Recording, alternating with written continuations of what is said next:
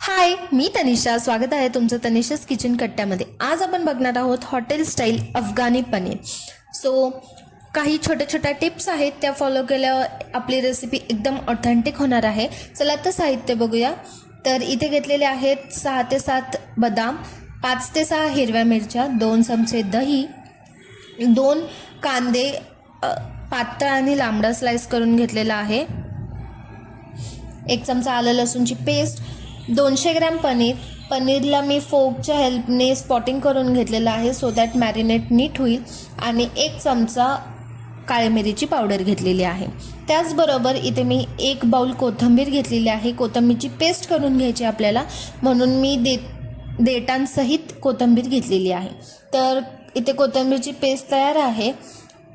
थोडीशी पातळ ठेवायची आपल्याला. आता एका मिक्सिंग बाउलमध्ये पनीर घेऊयात आपलं 200 ग्रॅम.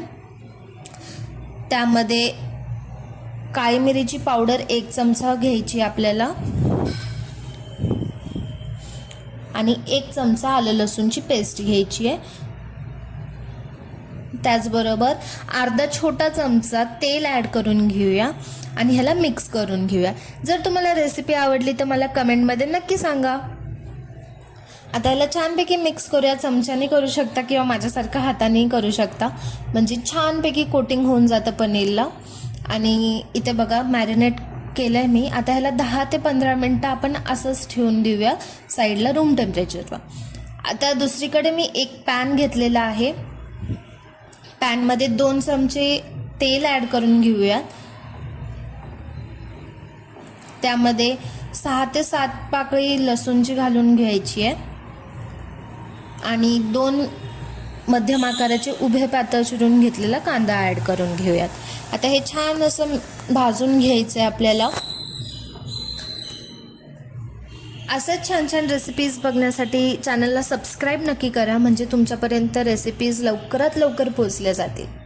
आता कांदा थोडासा फ्राय होत आला की यामध्ये आपण मिरची ॲड करून घेऊया.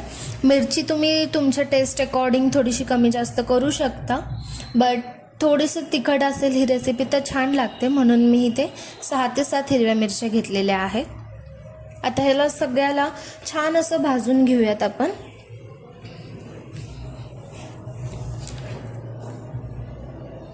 आणि मस्तपैकी हे भाजलं आहे. आता तर मिक्सरच्या भांड्यामध्ये हे भाजून घेतलेलं आपण कांदा, मिरची, लसूण ॲड करून घेऊयात. त्याचबरोबर इथे मी 2 चमचे दही ॲड करते,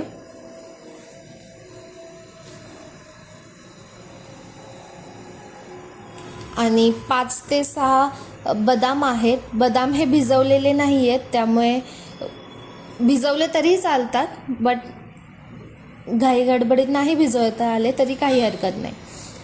तर इथे मी पेस्ट करून घेतलेली आहे. थोडीशी आपल्याला घट्ट ठेवायची आहे पेस्ट. तर परत दुसरीकडे पॅन घेतलेला आहे आणि त्यामध्ये 1.5 चमचा मी तेल ॲड करून घेतलेलं आहे, आणि आपण मॅरिनेट केलेलं पनीर यामध्ये ॲड करून घेऊया आणि ह्याला छान असं फ्राय करून घ्यायचं आहे. पनीर फ्राय करणं एकदम ऑप्शनल आहे. काहींना पनीर फ्राय केलेलं आवडतं तर काहींना आवडत नाही, त्यामुळे खूप ऑप्शनल आहे. पण पनीर फ्राय केलेलं खूप छान लागतं ह्या रेसिपीमध्ये, म्हणून मग मी पनीर फ्राय करून घेते. आणि हे बघा असे छानपैकी स्पॉट आलेले आहेत. मग आपण फ्लिप करून घेऊया आणि दोन्ही साईडने आपल्याला असंच स्पॉट येऊ द्यायचे पनीरला. आणि तयार आहे आपलं आता पनीर फ्राय करून. तर कढईमध्ये मी आता 2 चमचे तेल घेतलेलं आहे. त्यामध्ये तयार करून घेतलेली पेस्ट आपण ॲड करून घेऊयात आणि ह्याला छान असं भाजून घ्यायचं आहे. जर तुम्ही नोटीस केलं तर ह्यामध्ये खूप इन्ग्रेडियंट्स आपण ॲड नाही केलं आहे. अगदी कमीत कमी साहित्यामध्येच आपण हे बनवत आहोत.